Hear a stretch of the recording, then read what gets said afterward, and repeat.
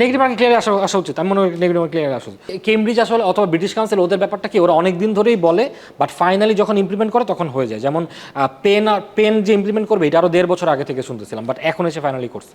So এখন শুনতেছি এই সেপ্টেম্বর থেকে হচ্ছে নেগেটিভ মার্কিং করবে, বাট হয়তো সেপ্টেম্বর থেকে করবে না, বাট 26 থেকে করতে পারে। হ্যাঁ, নেগেটিভ মার্কিং ক্লিয়ার আসা উচিত, আমি মনে করি নেগেটিভ মার্কিং ক্লিয়ার আসা উচিত। অনেকেই আছে, আমি নাম বলবো না, আন্দাজে দিয়ে অনেক ভালো লাগে।